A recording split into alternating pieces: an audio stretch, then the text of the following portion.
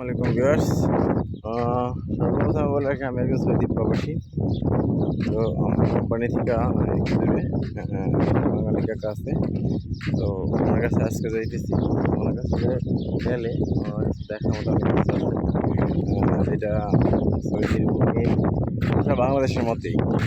তো ওনার কাছে আজকে দেখাবো যে উনি একটা কপিলের কাছে প্রায় 26 বছর থাকে, 26 বছর কপিলের সাথে আছে। তো এখন কপিল অতটা কাজ নেই, ছাগল আছে আছে এটাই দেখাশোনা করে। পাশাপাশি একটা ছোট্ট একটা কিছুটা মাজরা আছে। তো ওইটা চাষাই যা ফলন আসে ফায়দা হয়, ওরা চাষাই নেই। তো কপিলটা অনেক ভালো, চাষের কপিলটা। তো আজকে দেখাবো চাষের খিচুড়ির মাজরা, তারপরে চাষা একটা পেঁয়াজের মাজরা করছে, এবং চাষার কপিলের ছাগলগুলো, চাষার কবুতর, চাষার খরগোশ, চাষার দেশি মুরগি, এবং কি চাষার পেঁয়াজের মাজরাটা, আর চাষার একটা বড়ই গাছ আছে, বড়ই গাছটাতে ফলন আসছে। ঠিক আছে, তো সাথে থাকুন। আর যারা যারা আমার পেজটি ফলো করেন না, অবশ্যই একটা ফলো দিবেন, একটা লাইক করবেন, একটা কমেন্ট করবেন, একটা শেয়ার করবেন। তো সাথেই থাকুন। প্রথমে দেখাই চাষা ছাগলগুলা। এই যে কয়টা ছাগল ওইদিকে আছে, বাকিগুলো ওইদিকে। দেখেন বাকিগুলো কই, বাকিগুলো কোন দিকে? এইদিকে লাফালাফি করতেছে। এই যে ছাগল, আর বাকিগুলা এদিকে আছে। তো সঙ্গে থাকুন। চাষের মুরগির খামারের এরিয়া। এই যে দেখেন, এই যে বড় গাছটার কথা বলছিলাম, দেখেন বড় গাছটা কত সুন্দর, অনেক অনেক বড়ই ছিল, এখন হয়তো কমে গেছে। এই যে দেখেন, এখন কমে গেছে, এখন তেমন একটা নাই। এই যে আমি একটা বড়ই খাই, পরে চাষারে বইলা দিই মনে।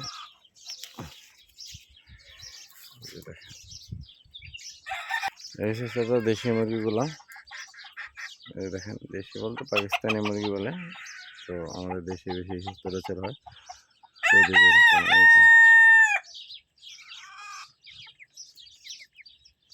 ব্রয়লার মুরগি আছে। তো এই 3টে ব্রয়লার মুরগি আমি আমার কোম্পানি থেকে দিচ্ছিলাম, যখন ছোট্ট বাচ্চা ছিল তখন দিচ্ছিলাম। এখন হয়তো বা একটা 3 কিলো, একটা 2 কিলো, একটা 1.5 কিলো হবে।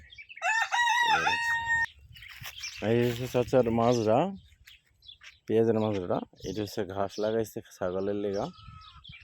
এটা হচ্ছে পালং শাক, বীজ রাখার লেগে পালং শাকগুলা। আর এই হচ্ছে পেঁয়াজ, এই যে দেখেন পেঁয়াজ, এগুলো বীজ রাখার লেগা। এটা হচ্ছে সবার পরিচিত পাতা, পুদিনা পাতা। দেখেন কত সুন্দর হয়েছে। এটা হচ্ছে পেঁয়াজ বীজ রাখার লেগা। এই পেঁয়াজ লাগাইছে, দেখেন কত সুন্দর করা হয়েছে,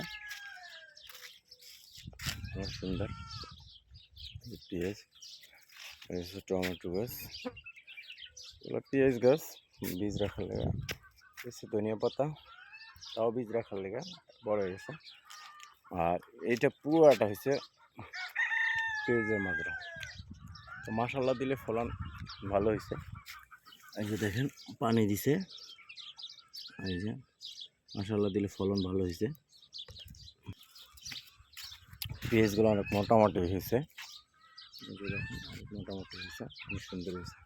তো সঙ্গেই থাকুন, বাকিগুলা বাকি জিনিস যা আছে তা দেখাইতেছি ভিডিওতেই।